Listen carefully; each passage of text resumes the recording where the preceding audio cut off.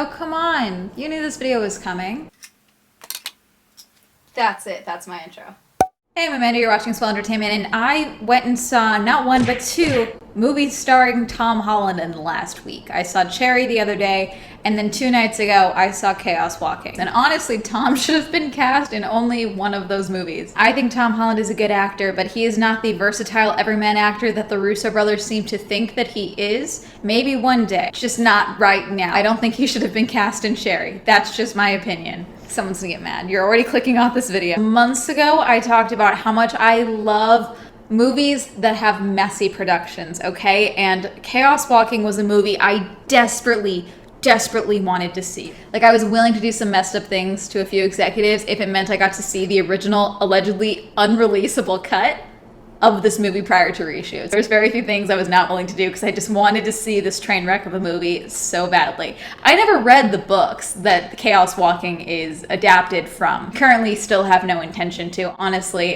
this one downside of this movie, I would say, because usually movies, when they're terrible adaptations, they usually drive me to want to read the novels that they are based on, at the very least, if I like the core of the story, but I don't think this movie achieved that. Chaos Walking was originally set to be released in March of 2019. However, allegedly in 2018, after being shown to some executives, the movie was deemed unreleasable and significant reshoots were required. Like, it was a horrible movie. However, they had to delay these reshoots because Daisy Ridley was filming the last of the Star Wars sequel movies, and then Tom Holland was obviously doing Spider-Man. So the reshoots didn't end up happening until April of 2019. So there was still a lot of talk about when the movie was going to be coming out, and then February 7th of 2020, Lionsgate released that January 22nd of 2021, they would be releasing Chaos Walking, but obviously we then had COVID.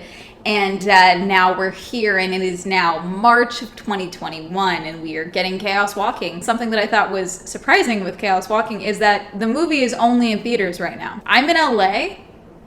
Theaters are still closed. I had to go to a drive-in to go see this, which I don't have a problem with, but a lot of places, theaters are still closed and they don't have drive-ins available. Personally, I think that if they wanted any type of return on the investment for this movie, because I'm sure they are out too much money at this point. What's the budget? Can I get the budget?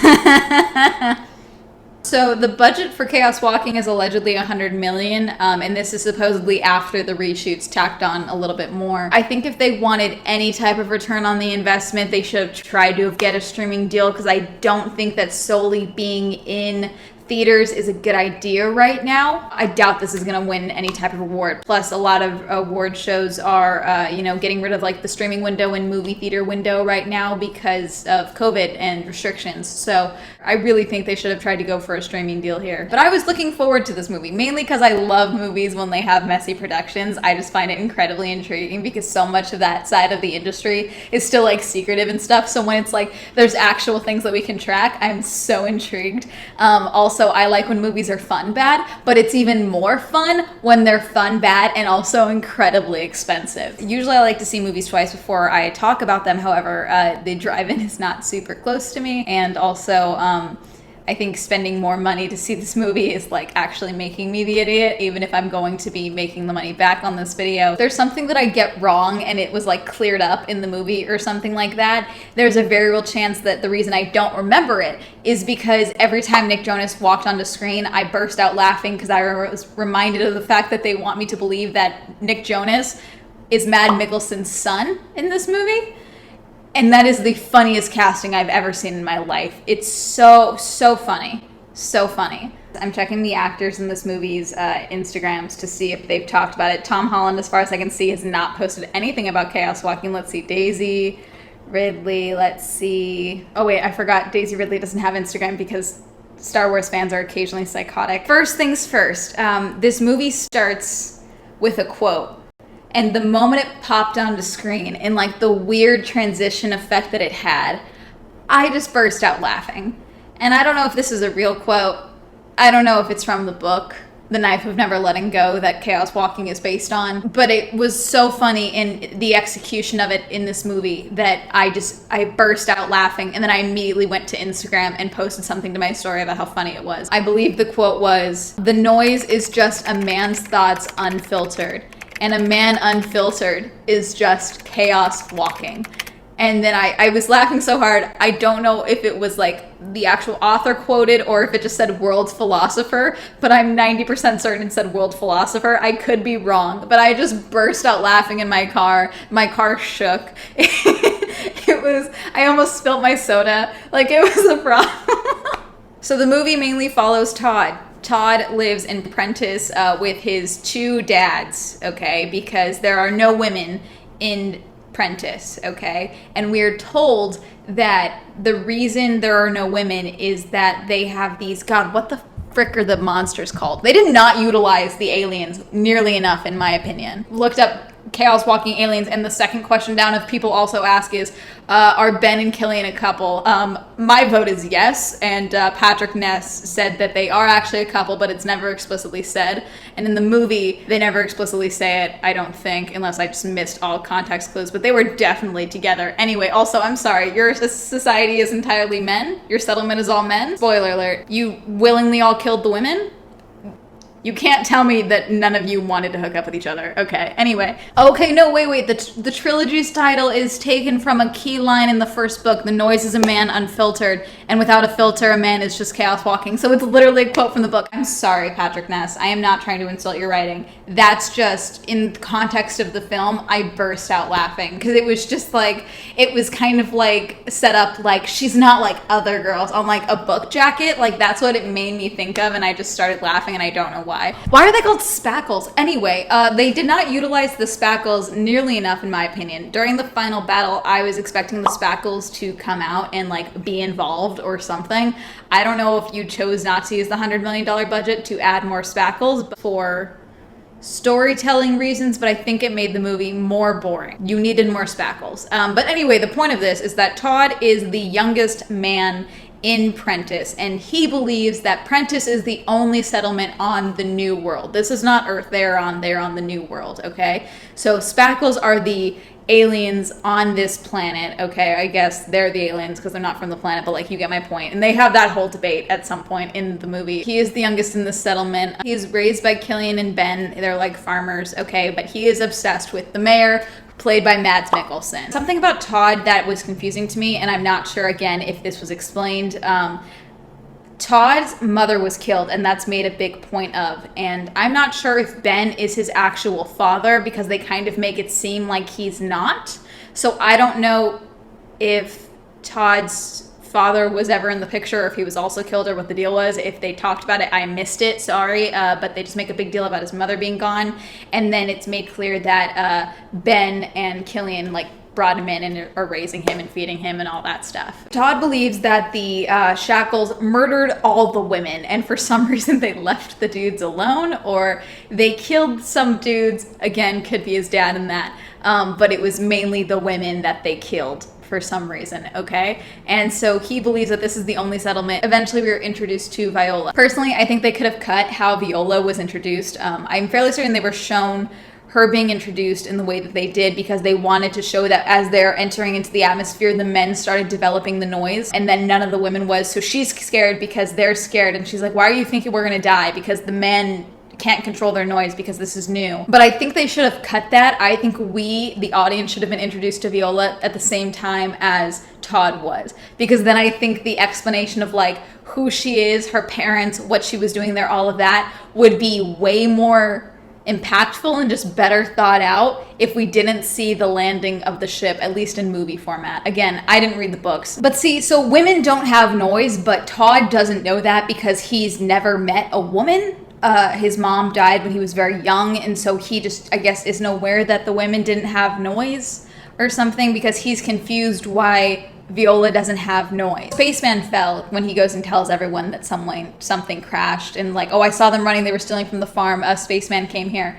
And Todd is like, it's weird, I didn't see his noise. And so the mayor immediately knows that it's a girl, and they immediately start trying to hunt her down. The ages of Todd and Viola are confusing to me. Todd, it's made very clear that he is the youngest man in Prentice, and he's clearly younger because he doesn't remember everything going on. I'm not sure quite how young in comparison to the rest of the men in Prentice, but Viola's age is also confusing to me in this as well, because it's kind of established that she's older, I would say, based on context clues, and she is a scout, but she is still fairly young. But then she can't be too young because she was on a scouting mission. Even if she volunteered, you know, there's not really like, oh, you don't want to take a child with you on a scouting mission to the new settlement when you haven't been there in years and you don't know what you're going into, you know? So it's like, her age is a little confusing to me, especially in comparison to Todd, because Todd acts like he's 12. Catch up to Viola, and the mayor is questioning her and trying to understand what's going on, and he very clearly gets upset and sees that there's a possible problem when he realizes that her ship,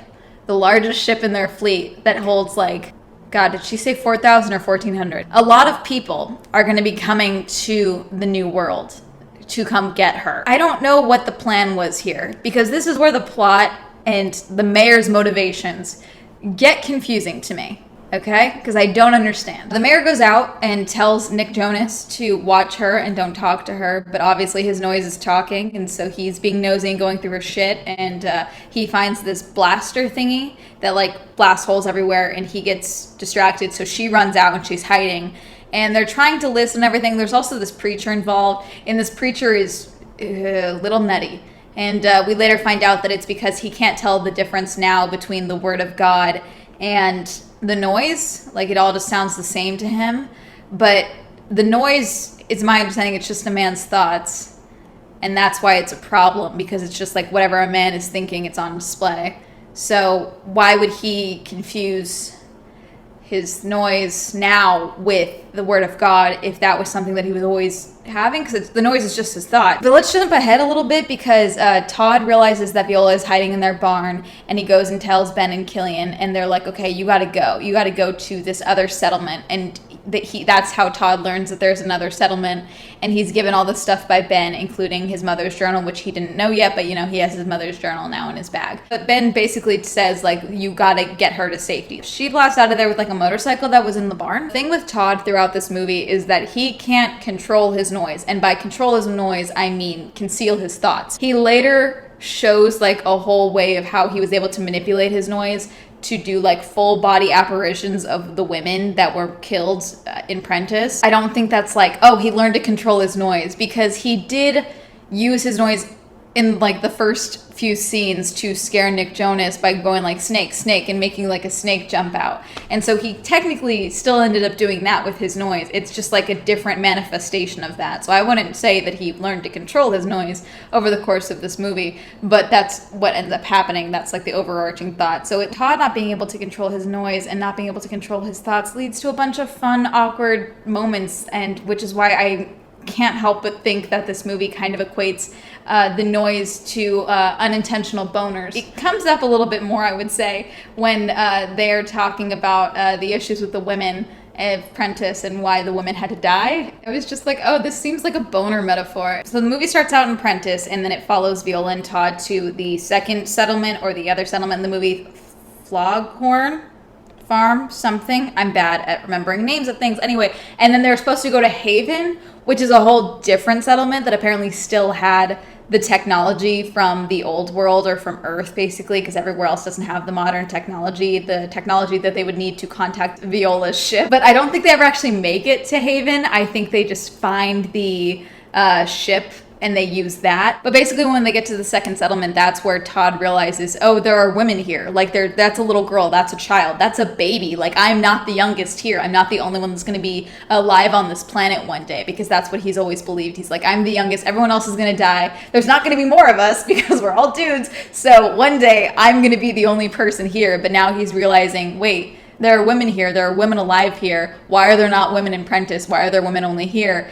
And Hildy, who's the mayor of this settlement, is like, any men from Prentiss get the rope. Like, we kill any men from Prentiss. And it's like, wait, not only do they know about each other, but there's a reputation for Prentiss men here, okay? And so basically, as they're staying here and they're trying to figure out their next move, Viola and Todd are talking because they can't sleep. And Viola's like, what's that? And he's like, oh, it's my mom's journal. I just can't read, so I can't read it. And so Viola's like, okay, I'll read it for you. And that is how they come to learn that the reason that there are no women in Prentiss is because the men got so paranoid that the woman's thoughts weren't on display, that they decided that they must be plotting against them. The preacher believed that women don't have noise because women don't have souls. And so they decided to kill all the women. And everyone in Prentiss knew, and they didn't tell Todd. Don't understand what the point of not telling Todd was, because sure, he's a kid, definitely wouldn't understand why his mother had to die, and it's easier to lie to him and convince him that the shackles did it.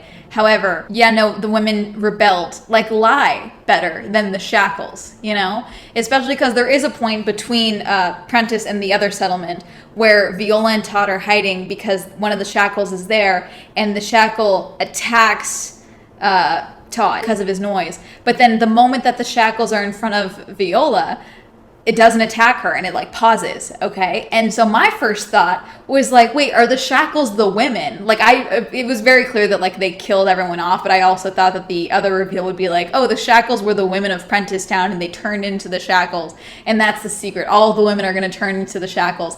I was oh, that would be a good twist. That's horrifying. That is something to be concerned over, and that's something you would want to lie to the kid who mother turned into a shackle. That's a whole thing. Anyway, obviously the mayor and all the men who come to hunt down Viola and Todd make it to the other settlement.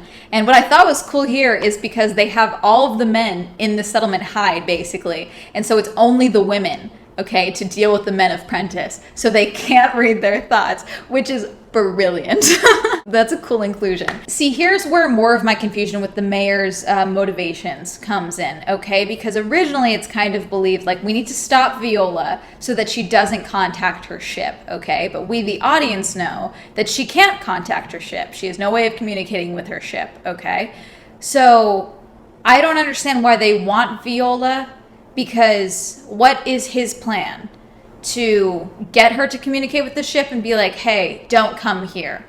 But obviously she's there. If they got any type of communication for the ship is going to come, okay? However, it also kind of sounds like the ship was going to come regardless, whether she contacted them or not. I don't understand what his whole goal with we need to get Viola. We don't want Todd to know the truth.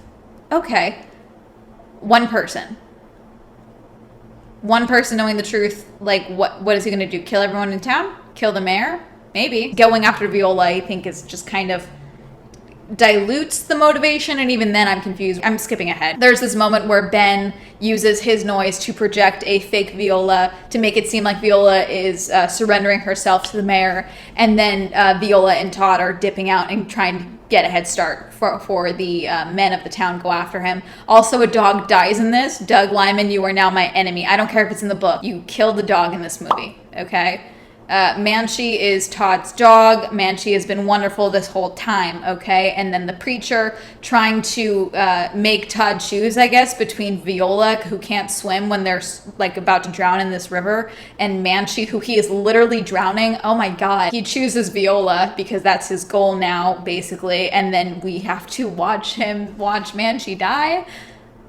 Oh God, I hate this movie. And then later on, when they're getting close to the Nether Haven, I think is the settlement. He's pouting and just using his noise to imagine Manchi running in circles. That sucked. Fuck you. That was awful. That was the only point in this movie where I was I'm sad now. I was hoping it was going to be a fake out and Manchi was going to run in at the last moment, but no, because this isn't that type of movie. But basically what ends up happening is Viola and Todd find a ship, okay, and it's a crashed ship. It seems to be abandoned, and she's I should be able to communicate with them. We don't have to make it to Haven. We can, if we go down the 3 levels, I can communicate a message to my ship now. And so they go do that, and then she's crap, we're so close, but the antenna's gone, so Todd has to go and climb it to repair the antenna. And this is really interesting because he keeps using his noise accidentally. It's basically a bunch of intrusive thoughts, him slipping down and dying and stuff, which it's yeah, that's what my brain would be doing if this was me in this situation. I'd be I'm gonna die right now. Viola is trying to get the message going, and the preacher again finds them and attacks her, and it's this whole thing. And that's where we get the line of I can't tell the difference between the noise and the word of God or anything like that. And his whole noise keeps turning into like hellfire, which was a really cool effect. And the preacher clearly seems to have disdain for women, like just genuine disdain for women. Especially because there's one moment where the mayor is trying to be like, you need to cool it with your noise because you're freaking out all the men talking about the angel of death and all of this, meeting Viola, I believe. He's like, you hide your noise like a woman to the mayor. And it's just very clear disdain for women. And I just feel like that was demonstrated really well in the preacher. Anyway, Viola gets the message to her ship, and then the mayor brings Todd out because he has been, and he's like, I'm gonna kill him, give me the girl, or I'm gonna kill him. And it's like a whole bunch of back and forth. There's a fight. Could have been a better fight. I should say this. Mads carries this movie, okay? I do think Tom Holland was much better cast in this movie than he was in Cherry. And I do believe that is something of note, considering Tom Holland filmed Cherry more recently than he filmed Chaos Walking. I do think this was much better casting. I think he was much better in this movie than I found him in Cherry, and that is just my opinion. Someone's gonna get mad at me. Mikkelsen, I do think, carried this movie. He was incredible, and an actor like Mads Mikkelsen, he kind of can't not show up and be Mads Mikkelsen, So, but he was good in this, even if his character was poorly written. I don't know. It was weird. But basically, the way that this ends, the big climactic moment, the other men are just standing around watching. I was expecting the Shackles to at least show up and fight them while we're dealing with Mads and Todd, but no. They just all watch. But basically, Todd projects his noise to show his mother, and it clearly shows that she's like a bloody wound on her chest, like she's been murdered, and then one by one all these women, and it's like, you were scared because you didn't want people to see who you really are, scared or something like that, like that you're weak. It was just like, how is this not a metaphor for unwanted boners? If you apply it to like arousal, like I know this, I'm going in a weird direction, but if you apply the noise to like arousal, and that's just basically what it means, it's like, we couldn't tell when the women were turned on. We could only tell when the men were turned on. And for that, the woman had to die, because that's kind of what it seems like, just a little bit. But yeah, that's that. Mads falls down, and I'm assuming dies. It kind of was set up with sequel bait, like he could maybe not be dead, it's one of those things. Todd passes out, he wakes up on the ship, Viola's ship, because they came, obviously, and he's with Viola. Yeah, we're thinking about staying for a while, setting up some new stuff and getting everything figured out. If you want to hear me talk a little bit more about the pre-production of this movie and the production of this movie, I did talk about it on an episode of Mike, and Oscar called Film Sets from Hell with Swell, if you want to check that out. In conclusion, they managed to work in 3 Tom Holland shirtless scenes, which on one hand, I did think was a good inclusion, because obviously he wouldn't have any shame about stripping down in front of a woman if he's never had to worry about that with women before. Like, he's only had to worry about that with men, so him stripping down to go hunting for their lunch in front of her, he wouldn't consider that as a problem. Like, oh, maybe I shouldn't just go buck-ass naked in front of this woman. So I thought that was an interesting conclusion, and you get to see Tom Holland's bare ass cheeks in this movie if that's something you're into. So far, all the TikTok coverage I've seen of this movie is people talking about Tom Holland's bare ass cheeks. However, apparently it was CGI, and he was in a nude-colored wetsuit the entire time. The movie was definitely more watchable than I was expecting, especially with all of the delays and issues with the movie and production. I was expecting this movie to be way more of a mess. The movie is definitely watchable. However, it does feel lacking. And considering when you have something like the shackles involved, I don't know why that wasn't a bigger component, but I guess the point is to show that the real threat on any planet is toxic masculinity. I don't know. Would I watch this movie again? Not if I didn't have to. The thing about adaptations that always floors me when it comes to movie adaptations of books, one, medium matters, okay? So I think there are certain things that fans of books need to be aware of when it comes to a live action adaptation. There are certain things that just work in literature that don't work in the film medium, and that's a necessary change to certain story elements that I think is something to always consider.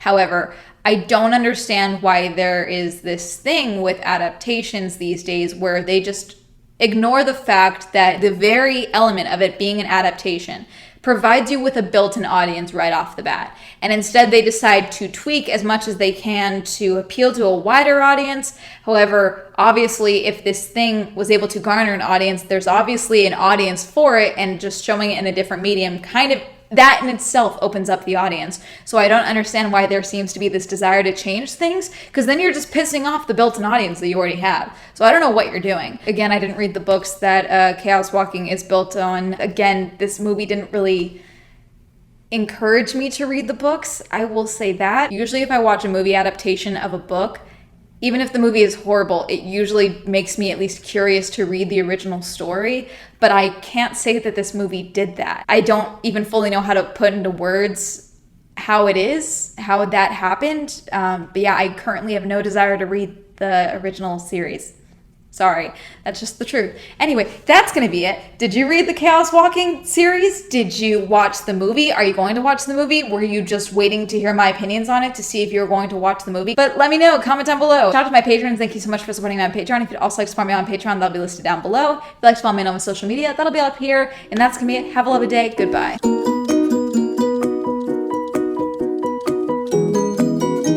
Who casted Nick Jonas? Who thought that was a good casting idea? I'm just curious. Thank you, Elaine, Allie, Alan, Elise, Alex, Brayden, Cameron, Christopher, Chris, Cody, Colton, Crash, BC, Destiny, Devin, Dirty One, Don, Elliot, Essen, Evan, Feckless, Hopeless, Hollow, Jacka, Ray, Jakers, Joe, John, M, Jordan, Joseph, Kenny, Kevin, Kim, Kristen, Lex, Lisa, Louise, Manga, Matt, O, Matthew S, Moon, Lord the Red, Michael, J, Nathaniel, Pat, Pilot, Rob, Robbie, Robert, Ross, Sam, Simon, Stephen, Tasha, Timothy, Tom, Tyrone, Wendy, Williams, Andre.